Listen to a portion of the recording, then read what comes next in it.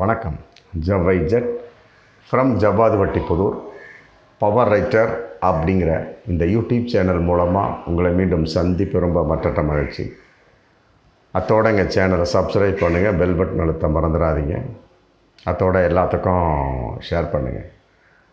பொதுவாக பிப்ரவரி 14 அப்படின்னாலே காதலர்கள் தினம் அப்படிங்கிறது எல்லோருடைய மனதிலும் பதிந்துவிட்ட ஒரு விஷயம். பொதுவாக ஆணுக்கு பெண், பெண்ணுக்கு ஆண், அந்த இனக்கவர்ச்சி பார்த்தவுன் பிடித்துவிட்ட ஒரு உணர்வு, பிறகு பேசிய பிறகு பழகிய உணர்வு, பழகிய பின் பயன்பாட்டுக்கு தன்னை நிலைப்படுத்தி கொண்ட ஒரு உறவு, அப்புறம் பிறகு கல்யாணம், அப்புறம் அப்படியே அந்த காதல் ஒன் பை ஒன்னாக மறுமலர்ச்சி ஆகி கொண்டே போகக்கூடிய ஒரு விஷயந்தான் உண்மையான காதல். இன்றைய காதல் அப்படிலாம் கிடையாது அப்படிங்கிறதுக்கு ஏகப்பட்ட எடுத்துக்காட்டு நம்ம சொல்லலாம். அது அவர்களுடைய ஒரு மனோநிலையை பொறுத்த விஷயம். ஆமாம், எல்லாருடைய காதலையுமே நம்ம ரொம்ப கேவலமாக பேசிவிட முடியாது. இன்றைக்கி பலர் காதலிக்கிறாங்க. ஆமாம், கடைசி வரை தன் காதலை தன் கைக்குள் வைத்து கொண்டு தன்னுடைய ஒரு நிலைப்பாடை சரியாக தன் காதலிடம் வெளிப்படுத்தக்கூடி அதன் அடிப்படையில் கல்யாணம் வரை சென்று நிம்மதியாக வாழ்ந்து கொண்டிருக்கக்கூடிய பல காதல் இன்றைக்கு இருக்க தான் செய்கிறாங்க. ஏதோ ஒன்று ரெண்டு ஒரு இதில் எழுத்து பிடிச்சோம்னா ஒரு 70% ஒழுங்கு இல்லை, ஒரு 30% நம்ம கரெக்டாக சொல்லலாம். சரியான காதலர்கள், சரியான தேர்வு. மற்றபடி அவர்களுடைய ஒரு நிலைப்பாடு என்ன, கடைசி வரைக்கும் வாழ்க்கை தான். இந்த விவாகரத்து, மற்றபடி சண்டை சச்சரவு இருக்கத்தான் செய்யும். உண்மையான காதலர் அப்படின்னாலே முடிஞ்சு போச்சுங்க. ஆமாம், இவர் அவர் மீது குறை சொல்வது, அவர் இவர் மீது குறை சொல்வது, அதை எவ்வாறு இருவரும் சரி செய்து கொள்வது, அதுதான் உண்மையான காதல். அதை விட்டு போட்டு என் மீது நீ உற்று பார்க்கக்கூடாது, உன் மீது நான் உற்று பார்க்க மாட்டேன் அப்படிங்கிறப்ப அது என்ன, கணவன் மனைவிலாம் கிடையாது. ஆமாம், ஒரே ரூமுக்குள் வாழ்ந்து கொண்டிருக்கக்கூடிய ஆண் பெண். ஒன்று அவள் அக்காளாக இருப்பாள், இவன் தங்கச்சியாக இருப்பான். இல்லை அவன் அண்ணனாக இருப்பான், அவள் தங்கச்சியாக அவள் அக்காளாக இருப்பாள், இவன் தம்பியாக இருப்பான். இல்லைன்னா அவன் அண்ணனாக இருப்பான், இவன் தங்கச்சியாக இருப்பான். அவ்வளோதான். இதுக்கு பேர் என்ன இருக்குது, சகோதர சகோதரின்னு போயிட வேண்டியதான். மற்றபடி இதுக்கு பேர் காதலும் கிடையாது, வேறு எந்த ஒரு கல்யாண விஷயமும் கிடையாது. அப்படி இருக்கக்கூடிய சமயத்தில் இந்த விஷயத்தில் பலவிதமான ஒரு கூர்ந்து பார்க்கக்கூடாது. மற்றபடி தேவையற்ற ஒரு கருத்து வேறுபாடுகள், மோதுகள், இதையெல்லாம் இல்லாமல் இன்றைக்கி பலவிதமான காதலர்கள் இருந்துக்கிட்டு தான் இருக்காங்க. அவை இருந்தாலுமே கூட அதை எவ்வாறு சரி செய்து கொள்ள வேண்டும் அப்படிங்கிறத பெற்றோர்கள் முனைப்பாக இருக்கணும். அதை பல பெற்றோர்கள் இன்றைக்கி விட்டுடுறாங்க. நம்ம கேட்டால் என்ன சொல்கிறாங்க, அட போங்க, நாங்கள் அன்றைக்கே சொன்னோம் கேட்கல. இன்றைக்கி அவன் வேணான்னு இவன் சொல்கிறான், இவன் வேணான்னு அவன் சொல்கிறான். முடிஞ்சு போச்சு, இதான் சான்ஸு. ஆல்ரெடி ரெடியாக இருக்கானுங்க பையன்.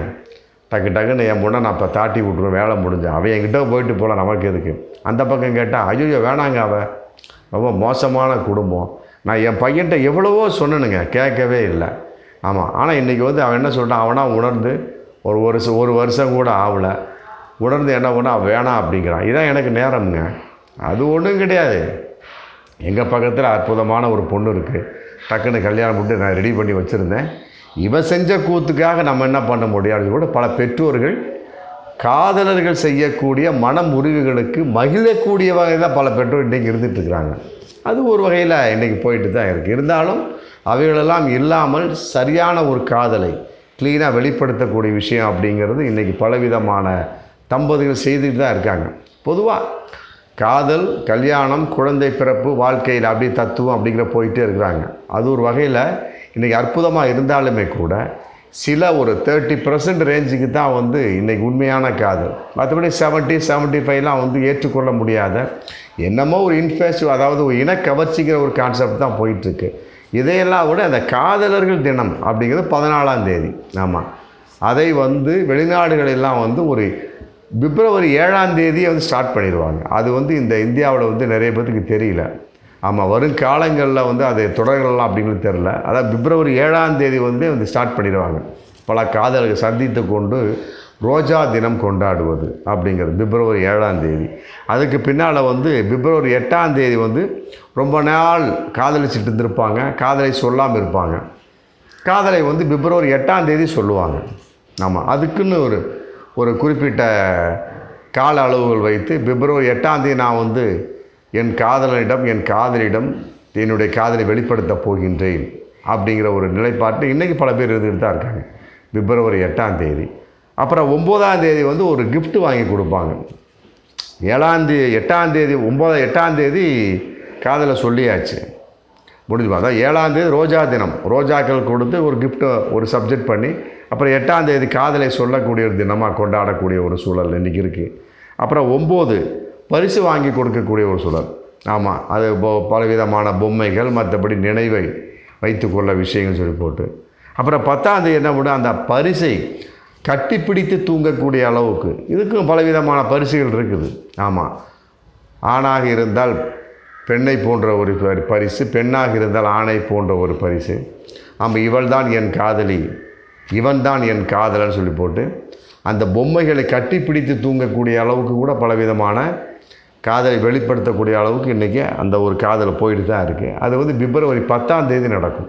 இந்த மாதிரிலாம் வந்து சிஸ்டமேட்டிக் வந்து நம்ம இந்தியாவில் ரொம்ப அதிகமாக இல்லை, வெளிநாடுகளில் ரொம்ப அதிகம். இதெல்லாம் பிப்ரவரி 14ங்கிறது மட்டும்தான் தெரியும். ஆனால் பிப்ரவரி 7 ரோஜா தினம் என்பதோ, பிப்ரவரி 8 காதலை சொல்லும் தினம் என்பதோ, பிப்ரவரி 9 பரிசு வாங்கி கொடுக்கும் தினம் என்பதோ, பிப்ரவரி 10ஆம் தேதி அந்த பரிசை கட்டிப்பிடித்து தூங்கக்கூடிய தன்னுடைய நிலைப்பாடை வெளிப்படுத்தக்கூடிய ஒரு தினம் என்பது பலருக்கு தெரியாது.